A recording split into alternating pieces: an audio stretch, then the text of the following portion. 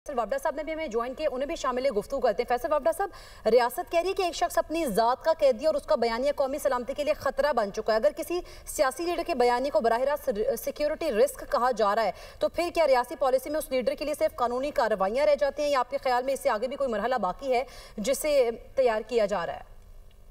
मैंने आपको कल ही बता दिया था कि बैरून मुल्क और अंदरून मुल्क दुश्मनों के बारे में रियासत क्लैरिटी से बताएगी और रियासत में आज आपको क्लैरिटी से बता दिया कि पाकिस्तान के दुश्मन, पाकिस्तान की फौज, उसके सिपा सालार और उसकी अफवाज और शहीदों के जो दुश्मन है वो गद्दारी के जुमरे में है, वो सिक्योरिटी रिस्क है। मैंने तो कहा था उनकी जबान के जूते की सोल बनाई जाएगी। रियासत के नुमाइंदे ने ये बताया कि नहीं, ये तो छोटी चीज है। अब सीधी अंग्रेजी छोड़कर सीधे अल्फाजों में लित्तर, छित्तर, डंडा परेड और सड़क पे पट्टे डाले जाएंगे और मंडे से आपको पाकिस्तान की तरक्की का सूरज उभरता हुआ नजर आएगा आसमान की बुलंदियों तक। और जब तक मेरे सियासी बाप थे वो वजीर आजम थे, इन गटर के कीड़ों के जो बिन बाप के लोग थे, जब से उन्होंने बाप बनाया तो वो काल कोठड़ी में और वो तितर बितर है और इंडिया और अफगानिस्तान उनकी जगह है जिनके साथ मिलकर बयानिया दुश्मन का बनाते थे। पाकिस्तान उसकी फौज और जीती हुई फौज जिसने अपने 10 गुना बड़े दुश्मन को मारा है उनके बारे में करते थे बात। तो अब तो बड़ी क्लैरिटी है, ये मैं नहीं कह रहा, ये रियासत कह रही है, ये DG ISPR lieutenant general Ahmad Sharif साहब कह रहे हैं, मैं नहीं कह रहा।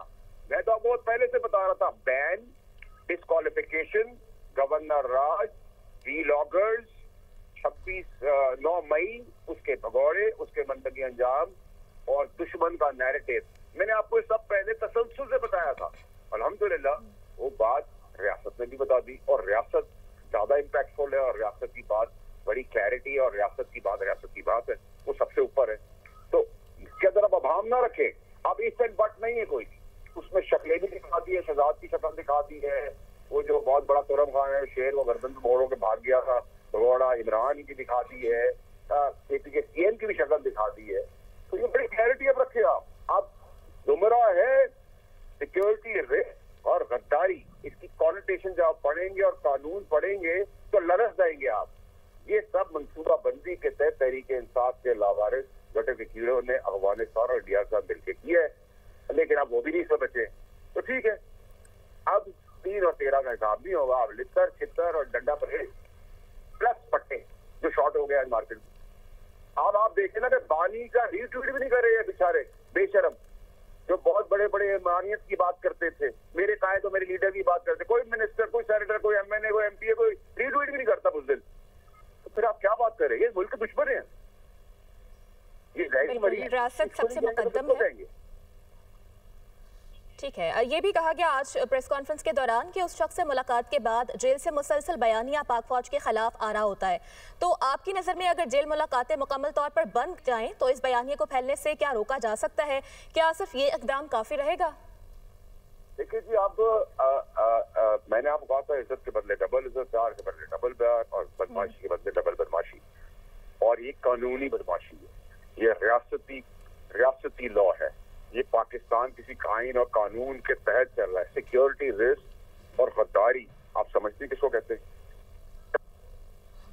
जमहूरी रास्ता, सियासी रास्ता, बोलते रहे, ना जाओ उस जगह पे वापस नहीं आ सकोगे, ना जाओ उस जगह पे चले गए, फिर आप हार गए तो आप चले सियासत में आर्ग्यूमेंट करें, आप कायदीन जो हैं जो सियासत चला रहे हैं उस पर आप करें, इकोनॉमी पे करें, पाकिस्तान की बेहतरी के लिए, गरीब के लिए नहीं।